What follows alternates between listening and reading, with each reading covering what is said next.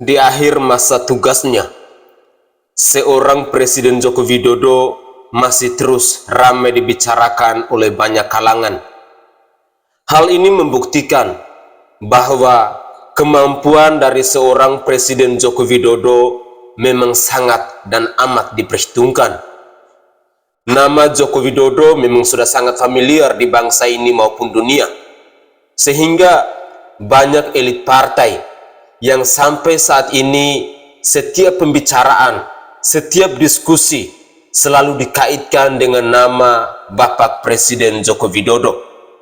Rakyat Indonesia pun mengetahui bahwa elektabilitas dari seorang Presiden Joko Widodo memang sangat tinggi di bangsa ini. Survei terakhir, elektabilitas Joko Widodo berada di 82%. Ini adalah sebuah nilai yang cukup tinggi, mulai dari presiden pertama sampai hari ini. Elektabilitas yang dimiliki oleh Bapak Presiden Joko Widodo ini membuktikan bahwa rakyat Indonesia saat ini memang benar dan sangat puas dengan kinerja dari seorang Presiden Joko Widodo.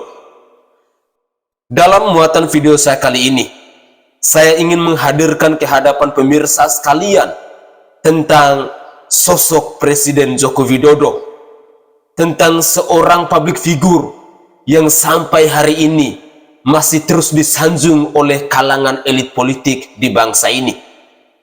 Oleh karena itu, saya ingin mengajak pemirsa sekalian, mari kita bersama-sama mencermati, menyimak apa dan tentang apa yang akan disampaikan oleh elit-elit partai maupun tokoh-tokoh penting di bangsa ini, maupun dari Bapak Presiden Joko Widodo itu sendiri kepada kita semua. Mari kita simak terlebih dahulu. Sebelum di akhir video nanti saya akan berkomentar banyak tentang public figure yang satu ini, tentang sosok presiden yang sangat mendunia ini. Mari kita simak bersama-sama. Pak Jokowi itu ibadahnya terjaga. Oke. Duduk di forum internasional pun kalau waktunya sholat, dia sholat. Itu pengalaman pertama saya, kaget gitu. Saya baru belum sebulan jadi Menko Polhukam, berangkat ke KTT ASEAN. Kan ini rombongan Pak Jokowi di depan gini ya, ini para presiden, perdana menteri di depan, lalu di belakangnya ada saya, Bu Retno, siapa jarak gitu, asik. Pak Jokowi keluar. Protokolernya kan kalau pimpinan keluar yang di belakangnya maju. Betul. Nah, saya disuruh maju oleh Bu Retno. Oke. Maju Pak, loh Pak, Bu, saya duduk sama presiden itu. Iya, kata. Lah Presiden Jokowi kemana? Sholat, katanya. Begitu. Luar biasa ya. Di kemarin juga di Kamboja juga begitu. Waktunya siang, diberi waktu makan siang 1 jam. Pak Jokowi makannya 20 menit aja. 40 menit sisanya atau 30 menit sisanya tuh sholat sendiri. Jadi selalu ingat waktu ya Pak ya? Selalu ingat dimanapun waktu itu, walaupun jamnya berbeda Pak. Iya, menjaga dia. Ya, luar biasa Pak, Bapak Presiden.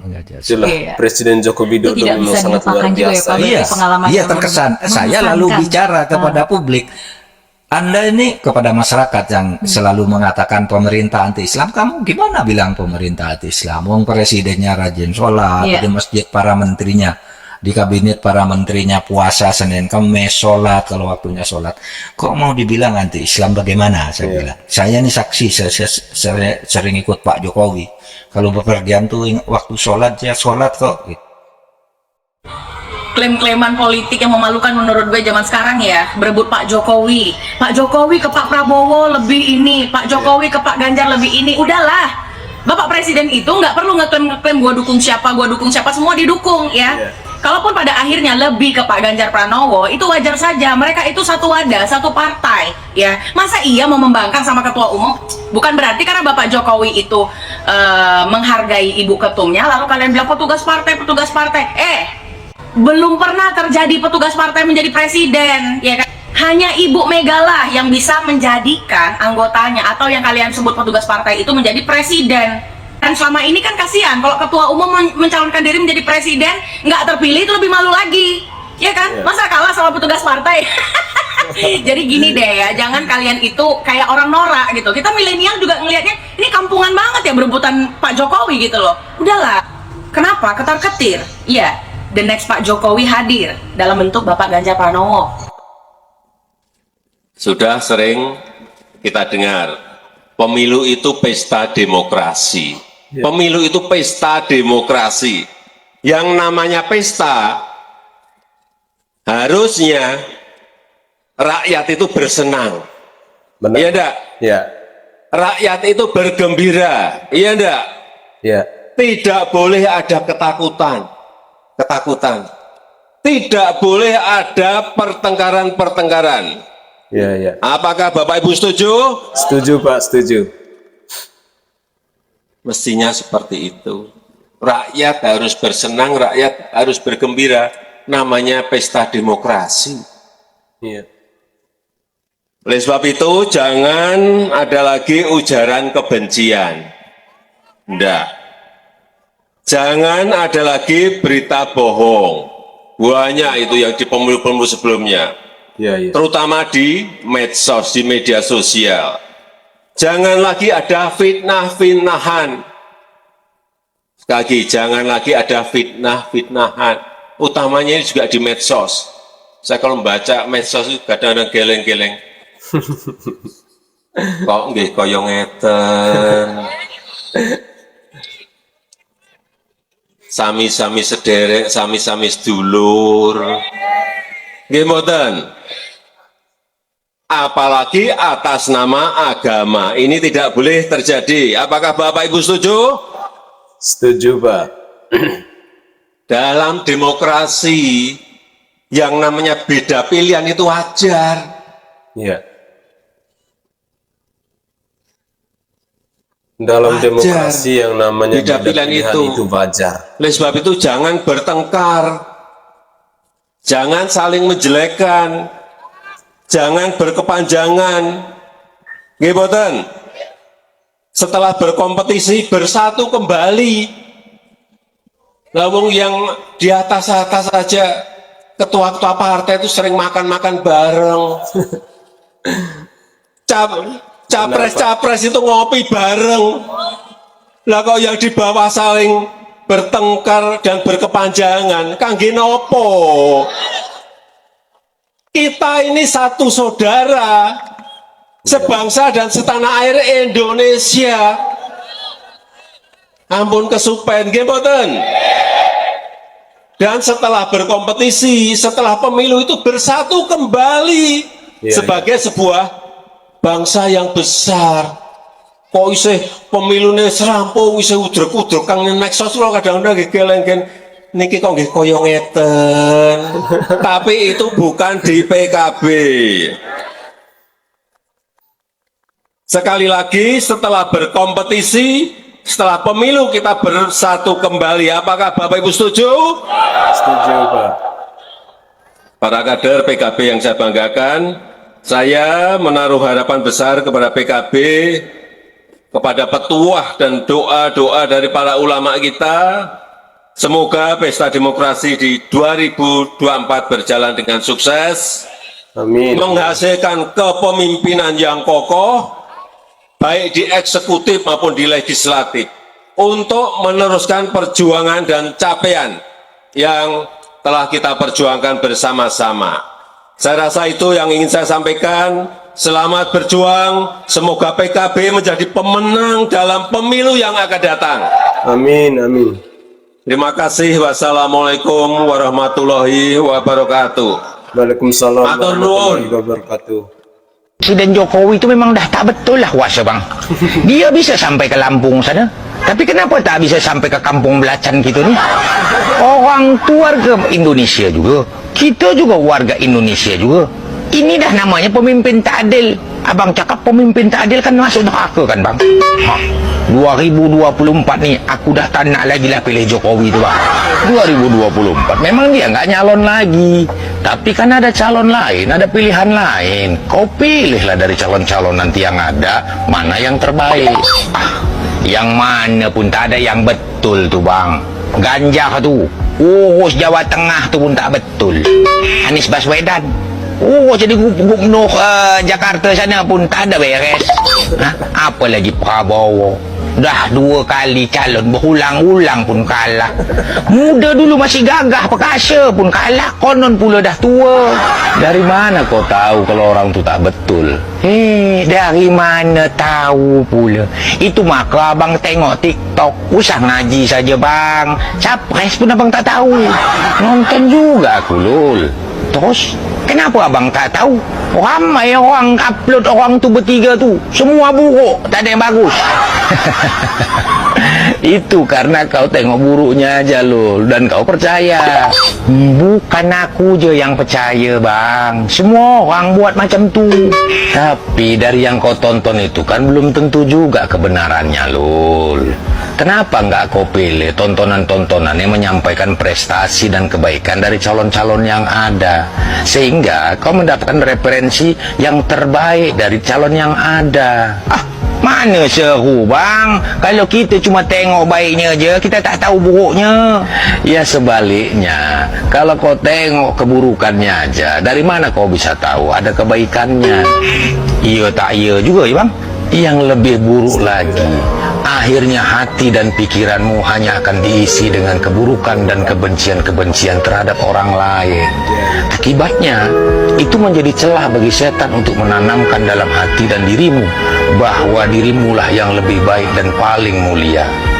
Jadi macam mana yang betul tuh bang? Pilih dan pilah dari calon yang ada. Lihat plus dan minusnya. Gunakan hati dan pikiran yang bersih dalam memandang. Buang perasaan lebih baik, lebih mulia dari orang lain. Kalau tiga-tiga orang itulah bang calon nanti, menurut abang mana yang paling baik bang? Kita punya hak yang sama untuk memilih dan memilah di antara mereka. Dan kita yakin di antara mereka adalah orang-orang yang terbaik yang dimiliki oleh bangsa ini. Kita juga yakin tidak ada niat yang buruk di dalam hati mereka untuk negeri dan rakyat ini. Allah telah mengangkat derajat mereka lebih tinggi dari sebagian lainnya. Lalu kenapa kita berusaha untuk merendahkan dan menghinakannya? Sementara apa yang sudah kita lakukan dan kita berikan kepada negeri ini tidak jauh lebih banyak dari apa yang telah mereka baktikan. Sekalipun mereka pasti memiliki kekurangan, namun bukan berarti kita jauh lebih mulia dan berhak untuk menghujat dan memfitnahnya. Kalau seandainya pemimpin itu salah bang, apa tak boleh kita menegurnya atau menasihatinya bang? Boleh. Dan itu juga diperintahkan Allah dan Rasulnya, karena agama ini adalah nasihat.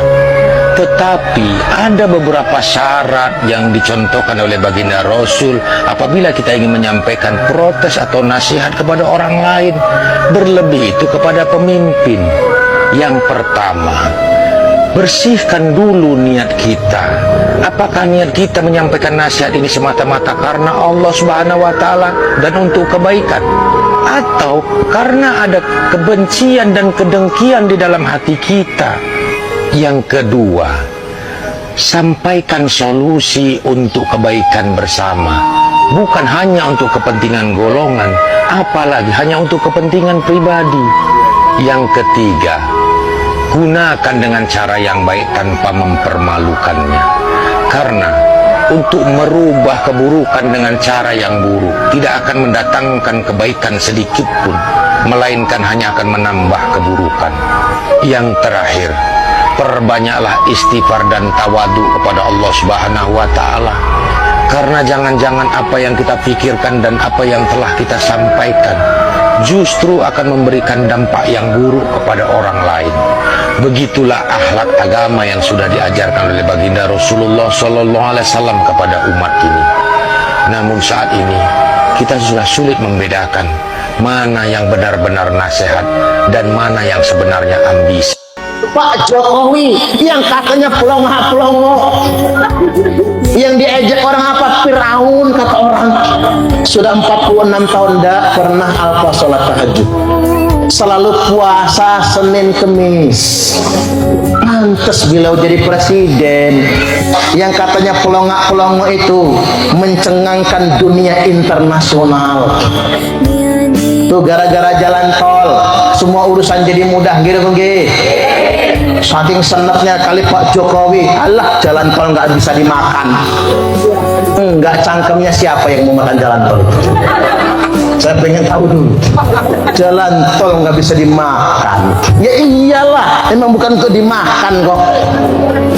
Saking seneknya sama Pak Jokowi nggak mau lewat jalan tol, nggak mau. Karena jalannya Jokowi.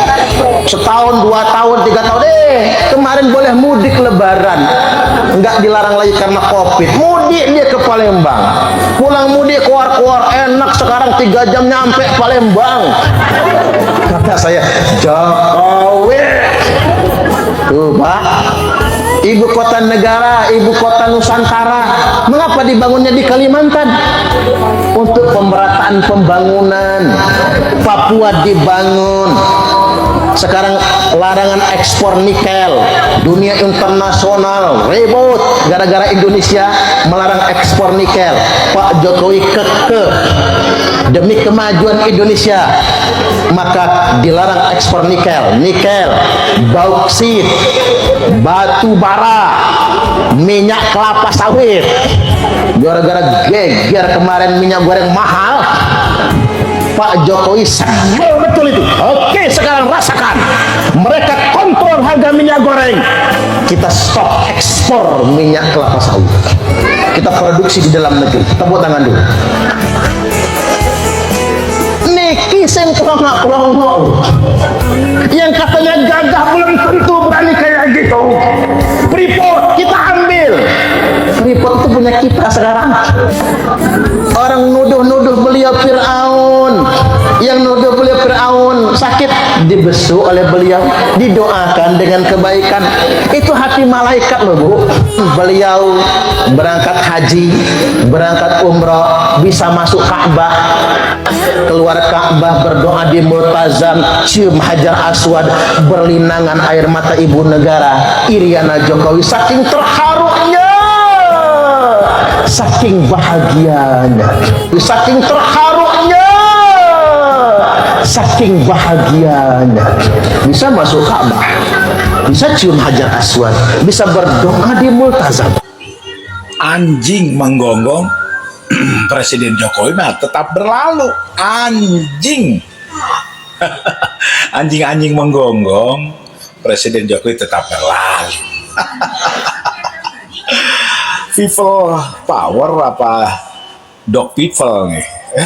Dog people, dog power.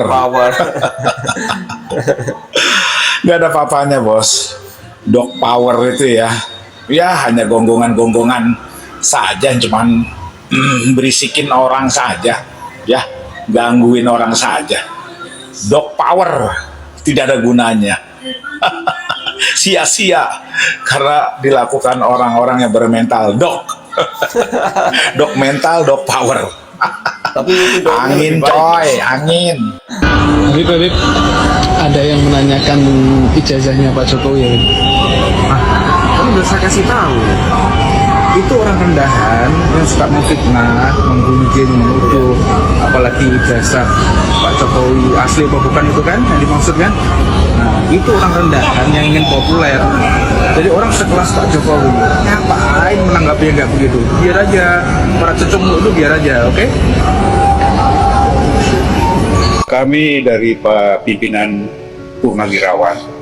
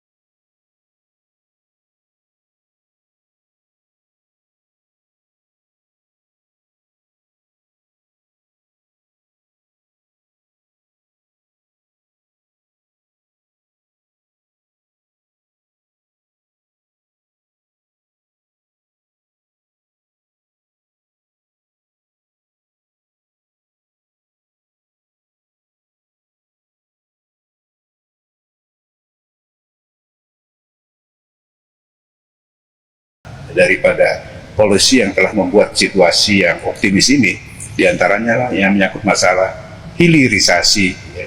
Itu saya rasa sesuatu yang mau tidak mau harus kita akui ini sangat membantu stabilnya ekonomi kita, dan ini diharapkan ya karena 2024 ini akan terjadi pergantian kepemimpinan.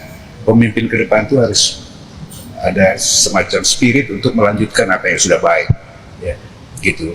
Kemudian hal lain adalah yang menyangkut masalah arahan mengenai masalah 2024, ya, bagaimana Purnawirawan bisa berperan agar supaya pemilu 2024 ini bisa berjalan dengan baik, bisa berjalan dengan tanpa gangguan-gangguan yang berarti. Kami sampaikan bahwa kami organisasi Purnawirawan, secara organisasi, secara kelembagaan, ya, kami sikapnya tetap dari kemarin sampai besok sampai lusa dalam masalah pemilihan presiden itu kita bersikap netral sebagai organisasi. Tapi sebagai individu anggota dari organisasi kita ini, kami berikan kebebasan memilih kepada mereka. Kalau ada pilihan yang lebih dari satu, ya kami beri kebebasan memilih. Ya. Jadi kebebasan memilih ini sifatnya harus sementara, individu, ya bukan organisasi, ya, sementara.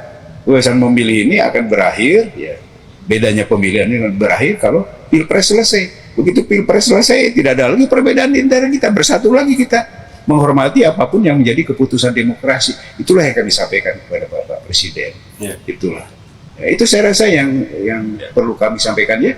Oke, terima kasih. Ya, terima kasih.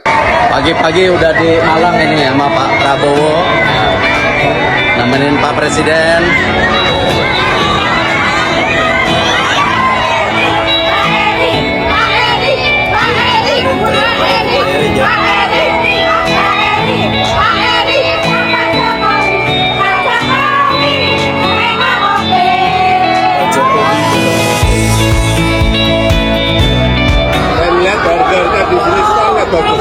Daging ayam bisa harganya 34.000, bawang merah juga di harga 26.000, murah sekali di sini. Ini saya kira baik karena memang sebagian besar produksinya di Kabupaten Malang. Untuk inflasi artinya terkendali.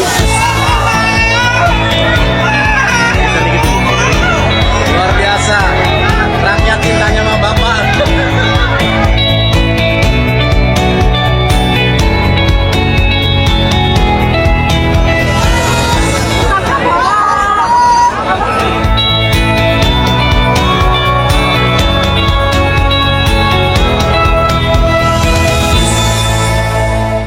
Menjadi tuan rumah dari MotoGP tidak gampang. Dia punya requirement yang tidak bisa ditawar-tawar. Ketika awal Mandalika dipilih sebagai tuan rumah MotoGP, maka syarat dari Dorna itu oke, Anda jadi host dari MotoGP, tapi Anda harus punya rumah sakit kelas dunia. Artinya kami harus memperbaiki rumah sakit kami. Bukan hanya rumah sakit, runway bandara pun harus diperpanjang. Berarti runway bandara internasional di Lombok juga harus diperpanjang. Setelah runway diperpanjang oleh Angkasa Pura dengan bantuan Pak Erik, Pak Jokowi bilang terminalnya juga nggak boleh terminal kampung. Terminalnya juga harus didandani. Nah, kalau sudah punya airport kelas 1, pelabuhannya juga untuk logistik harus jadi kelas dunia juga. Pelindo dengan bantuan Pak Erik juga merubah pelabuhan laut kami menjadi pelabuhan laut kelas dunia sekarang. Nah, Pak Jokowi datang, ketika turun di airport, sirkuitnya sudah jadi, tapi jalan ke sana agak macet kalau lewat pasar. Dibikinlah bypass dalam waktu kurang dari setahun, dan kita punya bypass yang terbaik dan tercantik di seluruh Indonesia ada di sana. Nah, setelah bypassnya jadi, Pak Jokowi bilang, bagus ini bypass, tapi kelihatan masih kering. Ada penghijauan, tempat kami jadi hijau sekarang. Nah, setelah bypass jadi hijau, jalannya sempit. Pak Jokowi bilang harus diperluas di jalan Keruak. Sekarang yang tadinya hanya jalan kecil menjadi 2 pasangan yang sangat besar.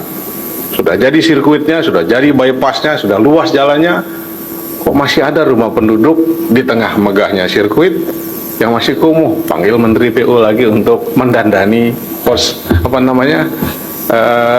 homestay kita. Dan sekarang kita punya ribuan homestay yang bukan saja dinikmati oleh orang yang berduit, tapi juga masyarakat umum bisa hadir di sana. Luar biasa ya. Jadi luar biasa impact-nya. Oleh karena itu buat kami, sekali lagi terima kasih pada Pak Presiden, yang mungkin orang lain tidak melihat langkah ini secara luar biasa. Tapi yang kedua, saya memberikan apresiasi dan angkat topi buat Pak Erick Thohir, yang dengan keberaniannya luar biasa. Oke guys, Assalamualaikum warahmatullahi wabarakatuh. Salam, Om Swastiastu, Namo Buddhaya, salam kebajikan dan salam sejahtera untuk kita semua.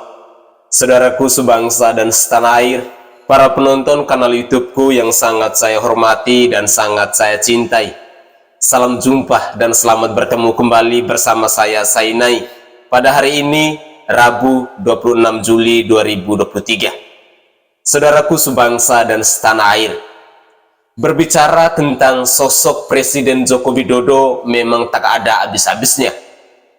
Joko Widodo bagi sebagian orang yang tidak suka dengan beliau pasti akan mengatakan bahwa Jokowi itu pelangap-pelongo, Jokowi itu pelin-pelan, Jokowi itu tidak adil, makzulkan Jokowi, dan lain sebagainya. Tetapi fakta membuktikan dalam cuplikan-cuplikan video tadi, semoga saja membuat kita rakyat Indonesia, para pemirsa sekalian menjadi sadar bahwa kehebatan yang dimiliki oleh seorang Presiden Joko Widodo itu memang sangat luar biasa. Nilai iman yang dimiliki dari seorang Presiden Joko Widodo itu sangat luar biasa. Sehingga apa yang dikatakan oleh Pak Mahfud MD tadi menjawabi orang-orang yang selama ini mengatakan bahwa Joko Widodo itu anti-Islam.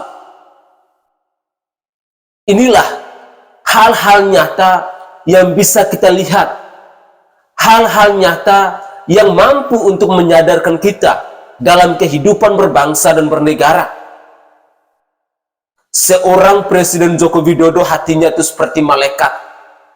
Ini bukan kata saya, tetapi ungkapan dari netizen tadi. Jokowi itu memang sangat istimewa di hati rakyat jelata, di hati kelas menengah, di hati orang-orang yang berelit, yang berduit. Jokowi selalu berbuat bijaksana, Jokowi selalu adil, membangun dan mensejahterakan bangsa ini pun demikian. Jokowi tidak pernah bahwa saya cukup membangun di daerah Jawa, tidak. Saat ini satu-satunya yang membuktikan kepada rakyat Indonesia bahkan dunia bahwa seorang Presiden Joko Widodo telah mengamalkan sila kelima Pancasila, yakni keadilan sosial bagi seluruh rakyat Indonesia. Dari Sabang sampai Merauke, dari Pulau Miangas sampai Pulau Rote, Jokowi berjuang habis-habisan bersama para menterinya yang sangat luar biasa untuk membangun bangsa ini. Saya sebagai rakyat jelata saja saya merasa bangga. Saya yang tidak punya gelar, saya yang tidak punya titel, saya yang tidak punya jabatan merasa bahagia, merasa bersyukur karena punya presiden yang hebat, punya presiden yang sangat luar biasa, punya presiden yang mampu untuk mensejahterakan bangsa dan negara ini. Saudaraku sebangsa dan setanah air, sosok Jokowi mau sampai kapanpun pasti akan terus dikagumi oleh rakyat Indonesia bahkan dunia. Jokowi adalah satu-satunya pemimpin yang sangat rendah hati namun mulia. Jokowi adalah satu-satunya pemimpin yang tidak pernah menyombongkan dirinya ketika dia berada di tengah masyarakat. Berada dengan petani, Jokowi akan menjadi seperti seorang petani. Berada di tengah pasar, Jokowi akan bersama-sama dengan mama lele. Jokowi akan bersama-sama dengan para penjual, pedagang kaki lima yang ada di pasar. Inilah uniknya dari seorang Jokowi. Ketika berada di tengah pemimpin dunia, Jokowi pun akan menempatkan dirinya dengan kewibawaan yang dimilikinya yang sangat luar biasa. Lantas, sebuah pertanyaan kecil menggelitik di dalam diri saya. Kenapa sih ada orang-orang di bangsa ini yang masih menghujat dan menghina, bahkan mencaci maki seorang Presiden Jokowi? Di manakah hati nuranimu? Di manakah rasa syukurmu kepada pemimpin yang sudah berjuang semaksimal mungkin untuk mensejahterakan bangsa ini? Saya berharap banyak, semoga para pemirsa sekalian, saudaraku sebangsa dan setanah air yang menyimak cuplikan-cuplikan video saya tadi ataupun mendengar komentar singkat saya ini, marilah kita berbenah diri. Marilah kita tanamkan dalam diri kita pribadi yang tahu bersyukur dan tahu berterima kasih. Itu adalah hal yang sangat penting. Itu adalah hal yang sangat mulia yang harus kita lakukan. Tugas kita saat ini adalah bagaimana caranya kita menjaga, bagaimana caranya kita merawat apa yang telah dibangunkan atau apa yang telah dikerjakan oleh Bapak Presiden Joko Widodo saat ini. Saudaraku sebangsa dan setanah air, para pemirsa sekalian yang sangat saya hormati dan sangat saya cintai, pemilu di tahun 2024 ini sudah di depan mata. Tidak pernah bosan, saya selalu mengajak para pemirsa sekalian, mari kita buka hati kita buka pikiran kita melihat siapakah orang atau siapakah public figure atau siapakah capres yang saat ini yang mampu untuk melanjutkan legasi dari Bapak Presiden Joko Widodo ini. Sangat disayangkan, sangat merugikan jika di suatu hari nanti kita memilih pemimpin yang tidak bisa melanjutkan legasi Bapak Presiden Joko Widodo, yang tidak mampu untuk melanjutkan program-program besar yang sudah dirintis oleh Bapak Presiden Joko Widodo saat ini. Tentu ini akan sangat merugikan bagi bangsa dan negara ini, bagi kita semua. Kita rakyat Indonesia berkeinginan bahwa negara ini harus maju, negara ini harus sejahtera. Lantas apa yang harus kita buat di pemilu 2024 nanti? Mari buka hati kita, buka pikiran kita, bahwa di pemilu 2024 kita harus mampu untuk melihat rekam jejak dari semua calon pemimpin saat ini. Ada Anies Baswedan, ada Prabowo Subianto, dan ada Ganjar Pranowo. Mereka adalah putra-putra terbaik bangsa. Mereka adalah orang-orang yang punya talenta lebih di bangsa ini, yang sudah dipercayakan oleh masyarakat untuk menjadi leader, untuk menjadi pemimpin di bangsa ini. Oleh karena itu, kembali lagi hati nurani kita. Dari tiga figur ini, siapakah kira-kira rekam jejak yang baik, perjuangan, keberanian untuk membangun bangsa ini? Siapakah mereka? Jika Anies layak, silakan kita pilih Anies. Jika Prabowo layak, silakan kita pilih Prabowo. Dan jika seorang Ganjar Pranowo layak, silakan kita pilih Ganjar Pranowo. Tetapi sekali lagi, hal penting yang mau saya tekankan bahwa gunakanlah hati nurani kita. Lihatlah rekam jejak mereka, karena kita memilih mereka untuk mengayomi bangsa ini selama 5 tahun, bukan dalam waktu 1-2 bulan saja. Sekali lagi, saya berharap banyak bahwa rakyat Indonesia saat ini sudah sangat cerdas.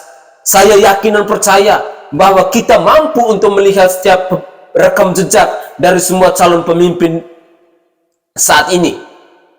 Semoga saja cuplikan-cuplikan video tadi, dari menit pertama sampai menit terakhir, saya rasa bahwa itu adalah hal-hal yang sangat berkualitas, yang mampu kita cermati dengan bahasa yang begitu sederhana, yang mampu kita renungkan dalam diri kita masing-masing. Semoga saja cuplikan-cuplikan video tadi dapat menyadarkan kita, dapat mengetuk pintu hati kita, bahwa di tahun 2024 nanti kita akan memilih pemimpin yang benar-benar mampu untuk melanjutkan legasi dari Bapak Presiden Joko Widodo ini. Saudaraku sebangsa dan setanah air, mungkin itu saja tanggapan singkat saya. Saya mohon maaf jika ada tutur kata saya yang tidak berkenan di hati sanak saudara sekalian. Saya Sainai dari Provinsi Nusa Tenggara Timur. Saatnya kita yang rakyat jelata harus berani untuk bersuara. Salam hormat, salam NKRI.